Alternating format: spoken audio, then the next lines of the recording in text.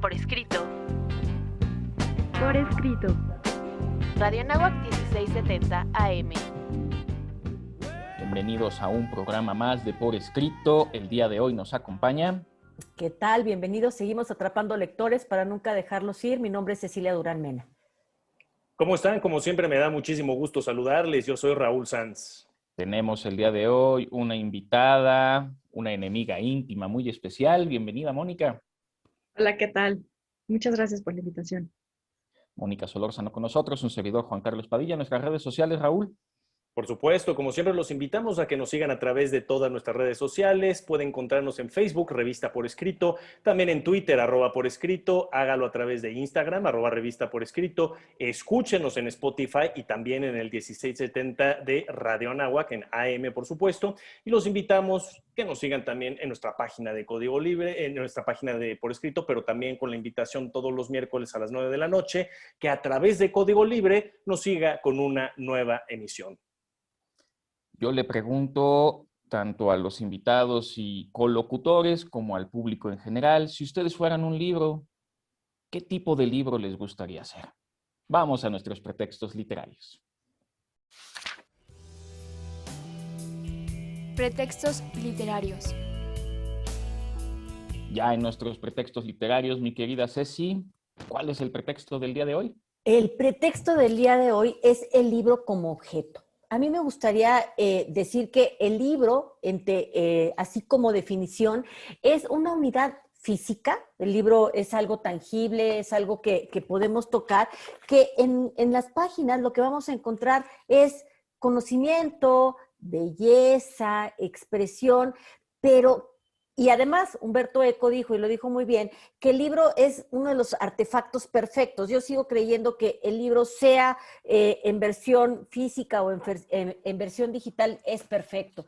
Pero hay veces que el libro también tiene otro tipo de función y el libro entonces funciona como objeto. Ese es nuestro pretexto literario. Y es cierto, porque aquí seguramente nos podemos apuntar varios de nosotros. Algunos somos coleccionistas de lo que te guste. El libro pertenece también precisamente a nuestras colecciones y vamos a encontrar, si nos echamos un clavado rápidamente hacia atrás en la historia, cómo han cambiado desde luego las herramientas, los instrumentos, los materiales, ¿no? Si nos vamos desde luego al papiro, al pergamino, para el papel, ¿no? Que lo tenemos hoy en día. Pero muy importante, cómo a pesar de los siglos, de las décadas, del tiempo, la forma tradicional del libro no ha cambiado. Sigue siendo este objeto físico rectangular, ¿no? Que pues ha sido práctico y tanto es así que en la época actual, digitalizada, globalizada en la que nos encontramos, los nuevos instrumentos, las nuevas herramientas, piensen ustedes en una tablet para hacer la lectura, siguen manteniendo casualmente, y lo pongo entre comillas, esa misma forma rectangular, ¿no? ¿Por qué? Porque para aquellos que leemos en un libro físico o en una herramienta digital, sigue siendo la practicidad lo más importante. Entonces, ese es nuestro tema, como bien lo dice Ceci, el libro como objeto. Bueno, Raúl, dices que casualmente rectangular, pero no hay nada casual. Aquí Por el eso punto dice así. interesante es que hay un factor, un elemento tangible que acompaña al libro, que es la persona. Siempre la relación autor-lector, pero a través del libro está involucrada la persona. Y esa es la otra parte que conforma y que complementa al libro. Y esas formas pues van de acuerdo a la forma humana. Entonces, yo diría que lo rectangular, digamos, se ha acomodado a nuestra forma, ¿no? Porque nosotros somos parte del libro. Aunque existen muchos formatos interesantes de libro, no necesariamente ergonómicos, pero sí muy interesantes. Quisiera hacer referencia, esto se puede observar en una película que se llama Ágora, donde podemos ver la biblioteca famosa de Alejandría, donde se exhibían o se veían cómo eran los rollos de pergamino. Imagínense leer en un pergamino y luego cómo pones tu separador, en qué línea me quedé. Está bien complicado. Y fue cuando se idea, me parece ya hacia inicios de la Edad Media, este formato más rectangular que, como perfectamente dice Mónica, se adecua a el ser humano y es mucho más fácil hacerlo. A Raúl y a mí nos gusta mucho el libro de Humberto Eco de Nadie acabará con los libros. Vale la pena leerlo porque el libro puede tener muchas formas y muchos formatos, pero sigue siendo libro. Y finalmente nada más recordé por el comentario de Ceci que el libro también puede ser usado como objeto. En la serie de Merlí, está Merlí, el profesor de filosofía, le pide a uno de sus alumnos que agarre una serie de libros, los que él quiera, se los da a Merlí y le empieza a hacer una pregunta filosófica y como no contesta le empieza a aventar de librazos, porque eso también puede ser un libro. Al principio yo lanzaba qué les gustaría hacer si fueran libros, pensé que Ceci, a quien ya le dejo la palabra, iba a decir el que soporta la mesa. Ay, no, de ninguna manera. Fíjate que si a mí me gusta, si yo quisiera y pudiera hacer un libro, me gustaría hacer El Quijote de la Mancha. No pido nada, ¿verdad? Pero bueno, y cuando decías que el libro tenía que ver con la gente, pensé en la comodidad que tenemos ahorita de este formato rectangular del que decía Raúl, porque imagínate que te prestaran el original de Gilgamesh, que son piedras. Además, ¿no? Entonces, ¿me prestas tu libro? ¿Y cómo le haces para subrayar esas tablillas? En fin, creo que muchos libros se utilizan como adorno, tristemente, como un elemento pretencioso, pero hay libros que fueron diseñados en tercera dimensión y que tienen, además de la intención de ser leídos, tienen una intención distinta. Y eso es de lo que, digamos, de lo que se trata el libro objeto. Es cierto, ¿no? Lo dice muy bien Ceci, hay gente que le encanta tener su biblioteca ahí de adorno, presuntuosamente, y cuando les preguntas cuántos de esos han leído, bueno, se quedan como algún presidente que alguna vez hizo comentarios, ¿verdad? De libros, pero no diremos más al respecto. En realidad, algunos le dan todavía más uso, como bien lo dice también Juan Carlos, poniéndolo por debajo de la mesa para sostener y que deje de moverse. Pero los libros, ya lo decíamos hace rato, son colección, son cultura, son conocimiento, son fascinación, son escaparates, ¿no? Y continuamente Juan Carlos y yo platicamos de ese gran libro de Nadie acabará con los libros de Humberto Eco y Jean-Claude Carrier, que justamente es lo que nos dicen. No importa el formato, no importa si estamos evolucionando a esta época digital, los libros están conviviendo. Hay un pleito eterno entre estos libros digitales y el libro físico, y que a mí me gusta más este y a mí me gusta más el otro. No están supliendo, no están sustituyendo, están conviviendo. Y eso es lo que tenemos que entender. A la mayoría de los lectores creo que nos sigue gustando el libro físico. El olor, la textura, tenerlo entre las manos, pasar el papel, nos sigue encantando eso. Es toda una dinámica y envolverte en ese momento. Pero no están sustituyendo, eso hay que tenerlo muy claro, ¿no? Simple y sencillamente están conviviendo y creo que eso es a favor de todos los que amamos la lectura. Fíjate que de lo que dices yo tengo dos comentarios. Uno, me encanta que digas la palabra convivencia. Para mí hay otra palabra que me encanta relacionada al libro que es encuentro. Desde el libro provoca que te pongas en contacto con la mente y con el espíritu de quien está escribiendo, pero a la vez, cuando uno comparte un libro, uno entra en este compartir la intimidad de la reflexión y de la emoción que te genera el libro, ¿no? La narrativa, el transportarte a otro espacio-tiempo, a otros lugares, en otros momentos, esta otra realidad que te permite vivir, ¿no? El libro en ese sentido también es un objeto de fascinación. Y por otro lado, lo que estabas diciendo del sentir del libro, a ver, aquí un momento, no es una cuestión de nostalgia, ¿no? Es que un libro físico involucra varios sentidos. Te involucra la vista, el olfato, el oído, el tacto, o sea, casi los 5 sentidos, ¿no? No, nomás no te lo gustas, pues porque no, pero hay límites, ¿no? Pero el que tú tengas un objeto que intervenga con tantos sentidos a la persona en la interacción, en el encuentro, lo hace mucho más significativo.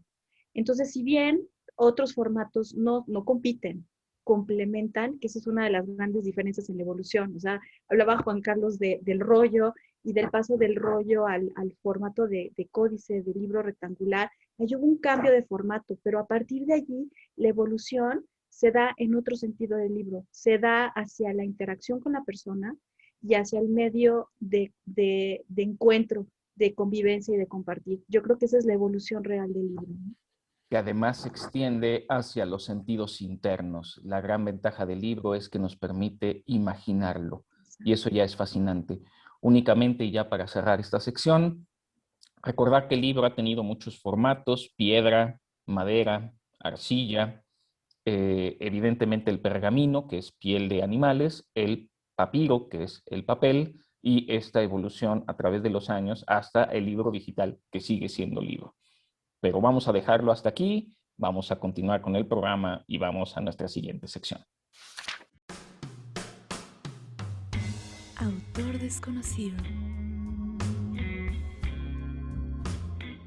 Esta sección de lo desconocido se la voy a dejar a nuestra invitada Mónica Solórzano, que tiene algo maravilloso que platicarnos. Muchas gracias, Ceci.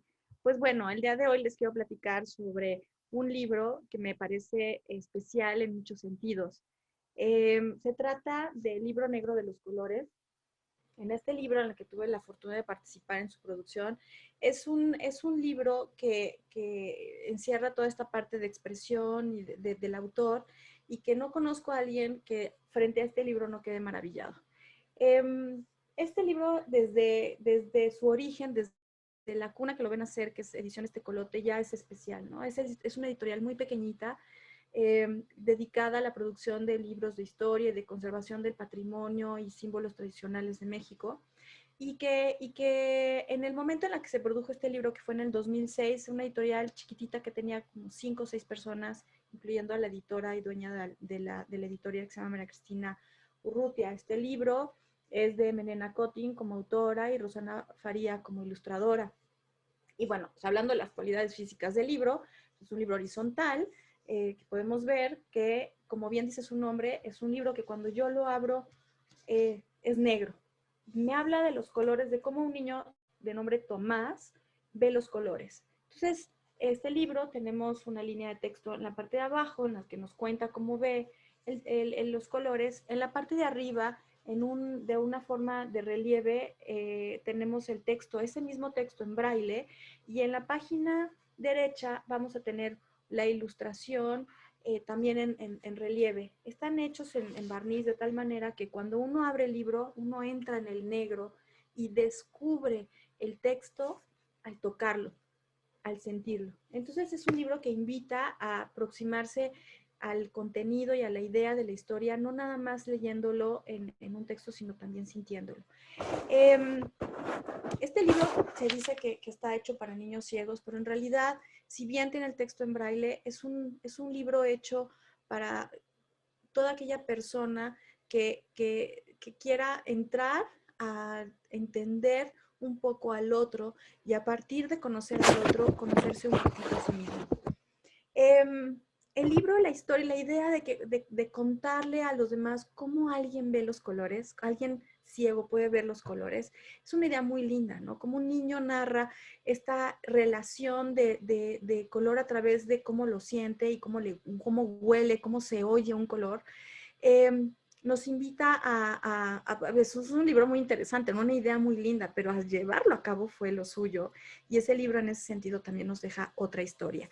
Les voy a contar un poquito en la época en la que se sacó este libro, que fue en el 2005, 2006, la primera edición. Existía el Programa Nacional de Lectura con sus bibliotecas de aula y bibliotecas escolares, y en la editorial queremos meter este libro a este programa para poder recaudar los fondos y poderlo producir. El libro tenía que conservarse en una producción muy de bajo costo, y fue verdaderamente un reto encontrar la manera en la que podíamos narrar esto. Sabiendo que se quería meter el braille, lo primero que se piensa es en pues, una impresión braille, pero esta requiere de un sustrato blanco para poderse imprimir y perforar la hoja. Y el libro, para mantenerlo barato, debería ser hecho con papel muy delgado, no cartulina, como sería lo ideal para una impresión braille. Entonces, teníamos que comprar papel blanco y no negro, pero la idea del negro tenía que ser de alguna manera hecha. Entonces, se utilizó un papel cuché blanco impreso en negro, y para el braille se pensó en una tinta, en un barniz a relieve. Entonces, este barniz al principio no pegaba con la tinta negra y entonces hubo que juntar a los dos impresores, al de la tinta negra con el calado blanco en la primera parte del texto y al otro impresor que se dedica a la serigrafía de relieve. Descubrimos que, bueno, hay diferentes brailes, tienen cambios los signos de acuerdo al idioma de cada país. Entonces, había que cuidar muy bien el alfabeto que se iba a utilizar. Y un reto en la producción fue cuidar el espacio entre los puntos, de los 6 puntos que generan el sistema braille. Al principio pensamos que a lo mejor sería muy sencillo, si la tinta se expande, separar un poquito los puntitos y crecer un poco, como diríamos, el tamaño de la tipografía y para permitir que la tinta no se pegaran los puntos entre sí. Y sacamos una primera tanda de una prueba de impresión y se la dimos a unos jóvenes ciegos que nos ayudaran a leer y ver si estaba bien el texto. Y nos decía, es que está borroso, no se lee bien. Entonces entendimos que no podíamos hacer las modificaciones en el espacio entre los puntos y entonces nos fuimos por modificar un poquito el diámetro y entonces ya finalmente pasamos la prueba de la lectura. Se leía bien y se produjo el libro. Afortunadamente logramos producir el libro, pudo entrarse en producción y mandarse a la Feria del Libro de Bolonia, en donde, bueno, ya toda su historia. Este libro, este año cumple 15 años y desde entonces ha ganado múltiples premios. Ganó el premio de la Bolonia en Nuevos Horizontes en el 2007 y desde entonces se ha traducido a más de 15 idiomas, se vende en más de una docena de países y es una maravilla cómo este libro permite nuevas generaciones leer, y bueno, desde lo negro, desde la oscuridad de este negro, le ha dado mucha luz a millones de personas. Conversaciones.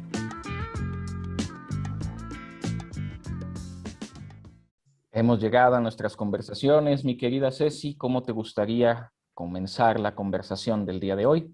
Fíjate, Juan Carlos, que a mí me gustaría hablar de estos libros que verdaderamente, que son hasta tridimensionales. Hay libros infantiles que tú abres y se abre como una especie de maqueta que está tan perfectamente hecha que dices, ay, wow, este libro no puede permanecer en un estante, debe de permanecer abierto porque a lo mejor cerrado entre sus pastas no luce tanto. Ese tipo de objetos que además parecen en algún sentido muy hechos y muy dirigidos hacia un público infantil, también hay unas maravillas para los que ya estamos más grandecitos, en donde se utilizan otro tipo de materiales, otro tipo de costuras, y como bien decía Mónica, que están hechos para disfrutarse sensorialmente, para tocarlos, para olerlos, había libros en donde les rascabas y de repente se emitían ciertos aromas, ay, no sé, y todas estas son maneras de atrapar lectores, son maneras de inducir la lectura. Por ahí me gustaría iniciar. El famoso rascahuele, ¿verdad? Eran hasta las estampitas también. Creo que ya no existe nada de eso, o ya no lo he visto hace mucho tiempo. Pero bueno, yo me quedé pensando hace rato al inicio de este programa, cuando Juan Carlos decía, ¿qué libro te gustaría hacer? ¿No? Y precisamente pues, yo aquí traigo, no se ve mucho, pero es El Señor de los Anillos completito. Es decir, nosotros conocemos al Señor de los Anillos en 3 partes, pero para los amantes de Tolkien sabemos que lo escribió como un solo libro, nada más que por la extensión, después fue dividido en 3 partes. Y este libro particularmente, que a mí me encanta, está ilustrado por el gran Alan Lee, que yo creo que de todas las personas que en su momento se han dado a conceptualizar la obra de Tolkien con ilustraciones, yo creo que Alan Lee es el más famoso. Hay otros tantos, pero tanto es así que para las películas fue contratado él para toda el arte conceptual, ¿no? de la filmografía. Entonces, en este libro encuentras todas las ilustraciones de ahora sí que los 3 en 1, ¿no? Entonces, como decía Juan Carlos, ¿cuál quisieran ser? Pues este es uno de mis libros preferidos, ¿no? Y hablando de objetos y de coleccionistas y siguiendo con Tolkien, hace ya algunos años me encontré con El Hobbit también en esta versión que me encanta porque es tela todo en dorado, es una caja y de aquí ya sacas el libro, ¿no? Y Qué el bonito. papel es extraordinario. Es un libro, los que conocemos El Hobbit, que es muy pequeñito en realidad en contenido, pero aquí precisamente lo hacen una tipografía más grande, ¿no? Por el tamaño, además, las medidas del libro, para enriquecerlo, para darle toda esta visualización, ¿no? Entonces, este es otro de mis libros como objeto favoritos. Mira, pues la buena pregunta de Juan Carlos, que luego así me hizo la ardillita despertar. A mí me gustaría ser un incunable, Ay, sí. así. O sea, creo que como amante del libro y estudiosa del libro antiguo, que me encanta, pensar en este momento de la historia en la que el libro transforma su relación con las personas. Como decía Juan Carlos, no puedes leer un rollo igual y transformar y ser parte de un objeto que modifica la relación del libro, de la lectura en voz alta hacia la lectura reflexiva, íntima. Eso, bueno, los materiales, ¿no? El sustrato, la tinta, la encuadernación, yo creo que es lo más bello. Y como objeto, allá, sí, Raúl ya sacó sus libros, a ver, yo voy a sacar uno que tenía aquí a la mano, que me gusta mucho, de Anne. O sea, es rápidamente nada más voy a platicar. Este es un libro de ediciones Tecolote, que en realidad es un libro de imágenes. Son ilustraciones hechas por Fernando Robles. Él es un artista visual. Hizo un libro sobre la Catrina y Día de Muertos, pero la estructura del libro es como un biombo. Y este libro, que tiene poco texto escrito, en realidad por un lado es un biombo con las ilustraciones, estas ilustraciones son a gran formato.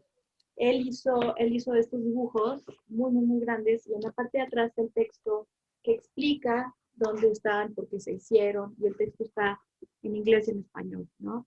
Este libro realmente uno lo puede tener extendido en una mesa, o sea, sentarse y ver el detalle, la ilustración. Entonces, como bien dice Raúl, o sea, el texto, la narrativa, no nada más es el contenido escrito lingüístico, sino esta imagen que acompaña o que a veces se vuelve la propia narración y el objeto te relacionas con él de una manera distinta. Este es un libro que me encanta. Yo quiero recomendarles, es un libro muy parecido, yo no pude traer mis libros el día de hoy, pero este mismo que nos acaba de mostrar Mónica, vamos a ponerlo en vertical y vamos a hacer lo mismo, lo vamos a extender. A extender, extender. Se llama Crónica de la Historia Mundial. Está editado en Alemania, pero aquí el problema es, lo podemos poner en la mesa, pero lo que es una cronología que comienza curiosamente en el mito de Adán y Eva y que termina más o menos hacia el año 2000, me parece que es una edición del año 2000, y uno puede ver la historia no solo como nos la suelen enseñar cronológicamente, sino también en línea vertical. ¿Qué está ocurriendo en Mongolia, Suecia y América en el año 580 después de Cristo? Y entonces es una manera diferente de entender y comprender la historia, que más bien lo que agarras es una lupa y te pones a ver, porque lo que tenemos es todas las dinastías inglesa, norteamericana, alemana, rusa, respecto a los diferentes reyes y su propia cronología. Si yo fuera un libro, me gustaría hacer Elige tu propia aventura, que son una serie de libros que no tienen un formato particular, pero uno empieza a leer la historia y la misma historia te dice, vas tomando decisiones. Y entonces cuando tomas una decisión, pasas a una página y cuando tomas otra decisión, pasas a una página diferente. Y de esta manera tú vas construyendo la historia dentro de los límites del libro. Y fíjate, mi querido Juan Carlos, que ahora que hablabas de estos libros y que Mónica nos decía de libros que se pueden tener como en una mesa, hay una editorial alemana que es la editorial Taschen, tampoco es tan antigua, bueno, es de 1980, se fundó en 1980 y está dedicada a publicaciones de arte, de cine, de fotografía, de arquitectura. Y lo más relevante es, bueno, tienen un trabajo de investigación para poder llevar a las planchas estos libros muy, muy detallada, y la verdad es que tienen muchísimos formatos que van desde tomos grandototes de gran formato hasta los convencionales, pequeñitos, en fin, y se ha dedicado esta editorial a hacer libros inolvidables, con diseños muy vanguardistas, y ¿sabes qué es lo más lindo de todo? ¿Saben qué es lo más lindo de todo? A precios accesibles.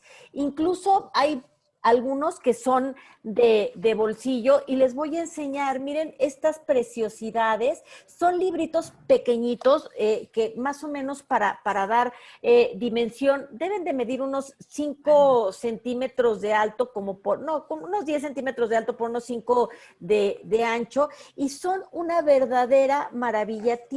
Las hojas son de papel de hoja de arroz, tienen el canto dorado, de verdad son una maravilla de libritos que uno se puede meter al bolsillo del saco, a la bolsa que tenemos siempre las mujeres. Son verdaderamente libritos muy, muy bonitos y accesibles.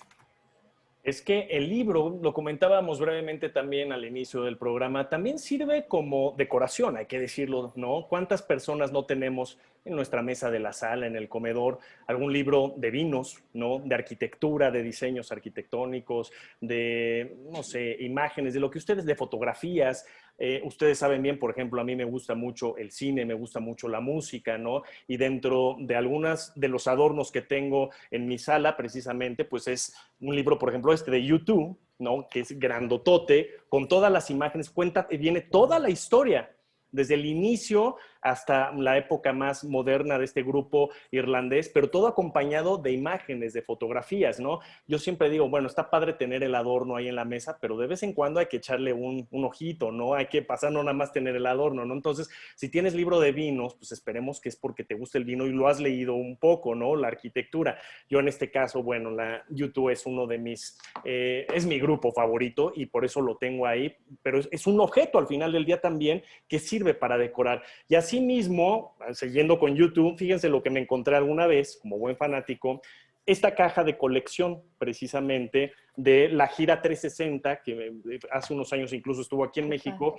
Si tú la abres, encuentras aquí, obviamente, el DVD, el Blu-ray del concierto, pero lo más importante, encuentras algunos libros internos con más historia de YouTube, con imágenes, con fotografías de la gira, e incluso una revista solamente ilustrada, ¿no? Entonces, esa es otra forma, como coleccionista, de hacer convivir transmediáticamente el libro, el Blu-ray, las imágenes, las fotografías, venían varias postales, venía hasta la uña para la guitarra, venía un póster, venía un mundo de cosas, todo de YouTube, ¿no? Y todo es esta convivencia que parte de los contenidos, y a nosotros eso es lo que siempre le estamos apostando, los contenidos y sus diversificaciones. Exacto, ¿no? Porque como bien decías, hay quien define el libro no nada más como este objeto físico de 42 páginas, sino como cualquier contenedor de un texto. Y es por eso que podemos tener diferentes medios como que funcionan como libro, ¿no? Incluso ya también lo platicamos en algún momento, el cuerpo humano también ha funcionado como libro, ¿no? En The Pillow Book, ¿qué tal, no? Entonces, el diversificar el medio, pero creo que algo fundamental en el concepto del libro es el preservar el conocimiento, realidades y ficciones. Y algo también que me parece como fundamental de la función del libro es se me está yendo la idea, como esta posibilidad de cambiar de medio sin importar o adaptándose o adecuándose a la temporada, a la época, a las necesidades de las personas, ya que nos permitan diversas dimensiones de aproximación al libro, ¿no? O sea, tú puedes tener primero, como tú decías, este libro como adorno, pero también es un libro para tener otros conocimientos, para profundizar en lo que a uno les gusta, para volverse más fanático de lo que uno ya es fanático, ¿no? Estas dimensiones del libro y que con el paso del tiempo regreses como como un viejo amigo, a volver a leerlo y a encontrarte con cosas nuevas, cómo también ese libro se va transformando junto contigo, ¿no?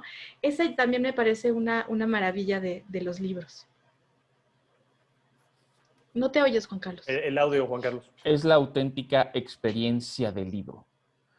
Hay álbums. El álbum también es un libro y muchas veces podemos pegar la estampa. Estoy pensando en los atlas. Yo soy fanático de los atlas. Estoy pensando en el cómic. Es otra forma de aproximación al libro. Y esto me recuerda un libro que quiero recomendar. No lo tengo, pero quiero explicar un poco.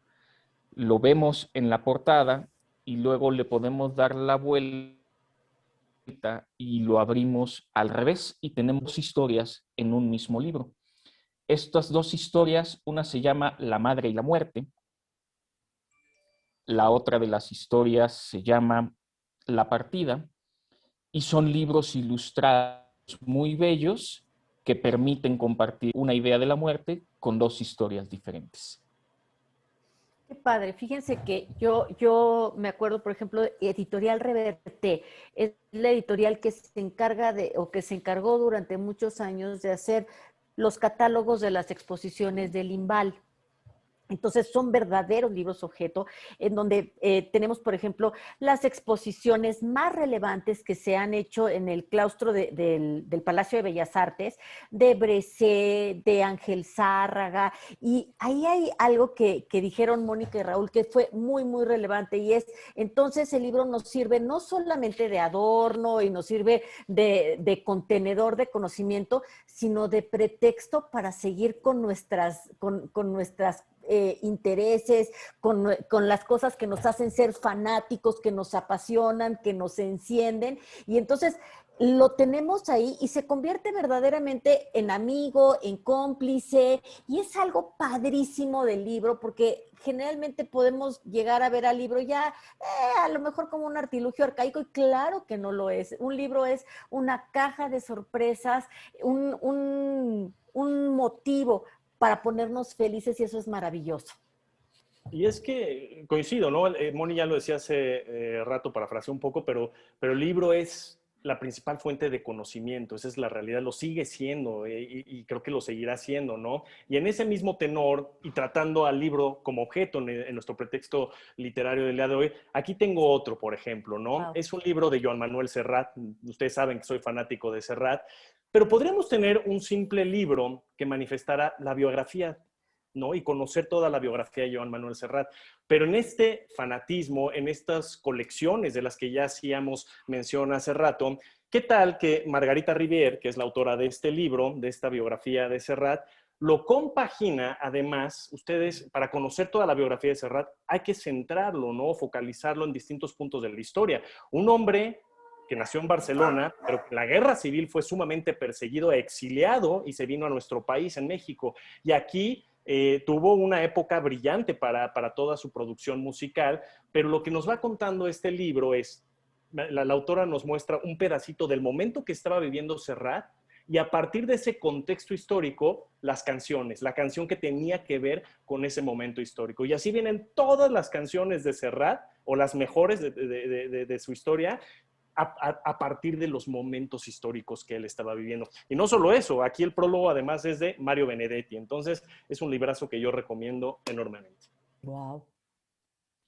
Qué maravilla. Oye, Raúl, fíjate, ahorita que te estoy escuchando, pienso en cómo al principio hablábamos de la evolución del libro como desde sus cualidades físicas, ¿no? Como que al principio cuando pensamos libro como objeto en este pretexto literario y que decimos que sirve hasta para aventárselo de alguna manera le tiene que entrar algo en la cabeza a alguien. La evolución del libro no nada más está en estas cualidades físicas del libro, sino en su trascendencia en la sociedad, ¿no? Cómo el objeto del libro amplía las posibilidades de conocimiento hacia otros lados, ¿no? O sea, hemos estado hablando de un poco brincando entre este libro como material, pero también el libro objeto como una producción tridimensional en la que hay una intencionalidad expresiva de un autor, en la que no seguimos una lectura lineal, en la que entendemos que leer no solo es seguir una palabra tras otra, sino una imagen se lee, un objeto se lee, te dice, te comunica, te narra, ¿no? Y en esa maravilla en la que hemos podido evolucionar el libro en cuanto a su función, también nos permite ampliar las posibilidades de lectura a quienes no ven, ¿no? Entonces, vemos que existen libros para no visonormales, ¿no? Pero, o con gente que no puede percibir la luz, pero que claramente está viendo y leyendo y vemos cómo se extiende esta trascendencia del libro y este impacto que tiene en la sociedad. Bien, ya para ir cerrando este programa, vamos a hacer alguna última recomendación y despedir el programa. Yo quiero recomendar de Rebeca Dautremer, El pequeño teatro de Rebeca. Es un libro que cada página está recortada y tiene imágenes, y conforme avanzas las páginas vas perdiendo personajes, pero te va contando una historia. Es un libro así de grueso que vale muchísimo la pena, es un objeto increíble. Yo quisiera recomendarla un libro que tiene unas imágenes divinas, se llama Ballet y está escrito por Juan Arturo Brennan. Es una verdadera belleza. Yo les recomiendo a los que nos gusta el rock, el fabuloso mundo del rock. Es ilustrado por Andrés Cascioli. Habla de rock británico, latinoamericano, estadounidense, pero todos son ilustraciones con una pequeña biografía al lado. Increíbles, son como caricaturas, fabuloso. Entonces, este es el que yo les recomiendo. Bueno, sí, de recomendación. Quiero hacer una recomendación que puede sonar como un poco trivial, pero me parece profundo, El Principito. ¿No? Hay un momento en la vida de las personas, que es este libro, como el que yo decía hace rato, de un amigo al que puedes leer en distintos momentos de tu vida y te vas a encontrar con grandes mensajes tan profundos de la vida, del amor y de las relaciones entre seres humanos que vale la pena. Y además tenemos la ilustración del propio autor. Entonces, ese es un libro que a mí me encanta. Vamos a despedir el programa, por favor. Agradezco a Valeria y a Lara que me ayudaron a escribir el guión de este programa y seguimos atrapando lectores para nunca dejarlos ir. Un gusto, como siempre, haber estado con ustedes. Yo soy Raúl Sanz. Nos encontramos la próxima semana. Muchas gracias, soy Mónica Solórzano. Encantada de haber estado aquí. Un servidor, Juan Carlos Padilla, se despide, no sin antes agradecer a Brandon Curley, a Valeria Martínez, a Paola Vera y a Julia Prieto, que hicieron el favor de hacer este programa posible. Nos vemos y escuchamos la próxima semana.